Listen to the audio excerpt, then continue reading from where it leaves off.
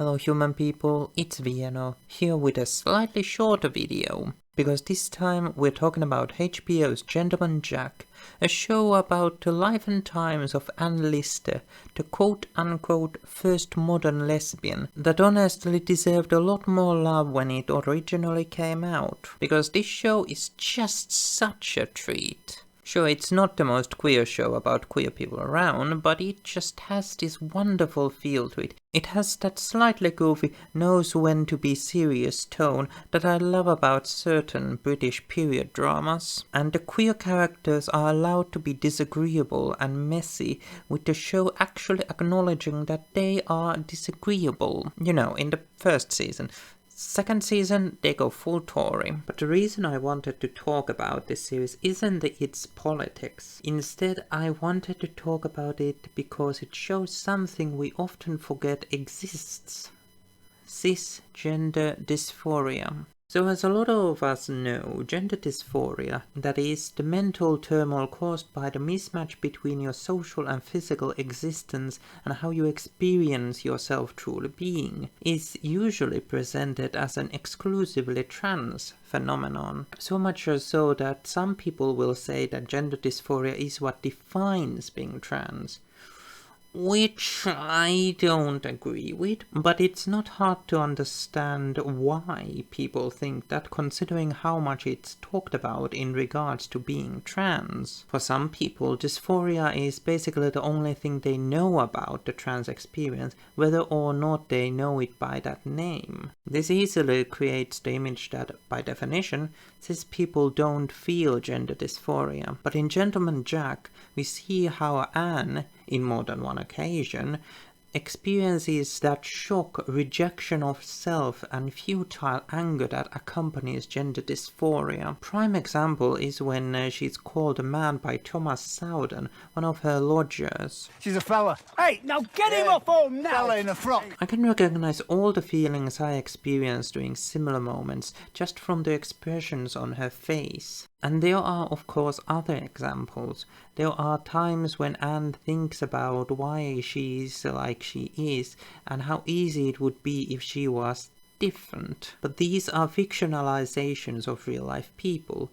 Can we really draw any conclusions about real life from fiction? Well, yes, and we don't need to. Yes, because fiction is a medium we express real-life phenomena, feelings and thoughts through, intentionally or not. And we don't need to, because there are so many examples around us in the real world of the same phenomenon. So many cis people who feel they have to work so hard to fit into their assigned gender, so many people who don't feel at home in it, but yet feel part of it. The women who are not women enough to other people, and the men who are not men enough to other people. We could call this gender dysmorphia, but that wouldn't take into account the breadth of the issue. That it is social, that it is the feeling of unfitting in one's gender.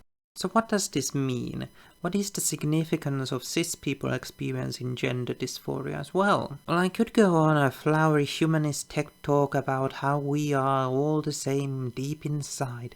But no, I see this as an opportunity to pivot toward the root cause of a lot of gender dysphoria. And that cause is, naturally, if you've seen anything on this channel, heteronormativity. Heteronormativity is a system that demands monolithic constructions. Sure, there's some leeway in how you can present as a man and a woman, but at the core, there are ungraspable, unachievable models of man and woman. And actually, some theorists will say that there is only one model, the model for men.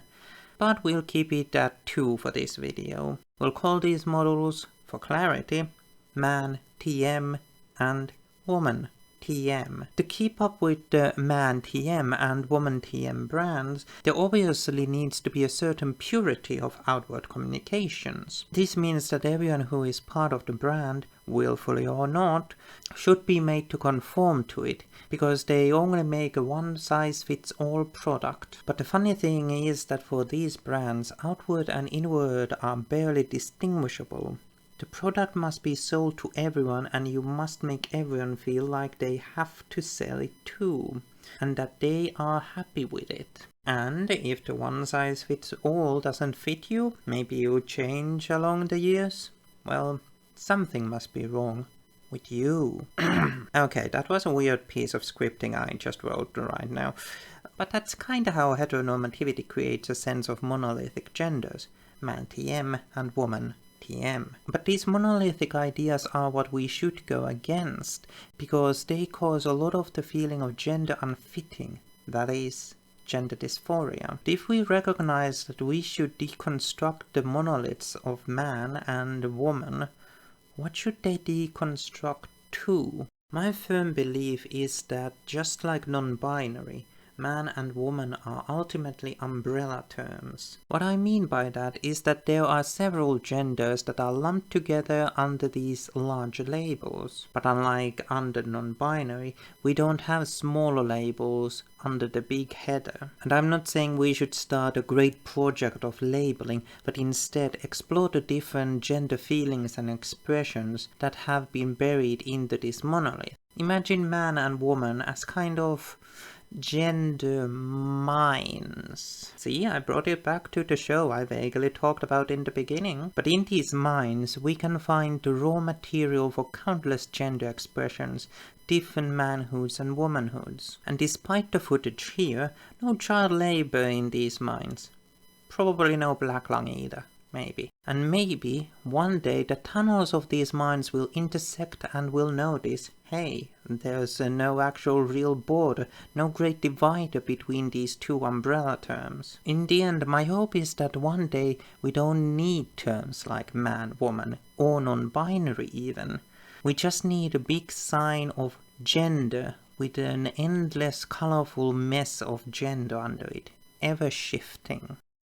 So this is a video in my long series of smaller videos that I feel should be far bigger. Sadly, because of my current work situation, as in I have a job, I can't really do subjects that require several dozen-minute videos to properly get into. But if you want to support me to maybe see these larger projects in some far future date, you can head down and comment, like and subscribe while you're at it. And if you're feeling really generous, you can also head to my Patreon at patreon.com/subtle_carrot and support me there.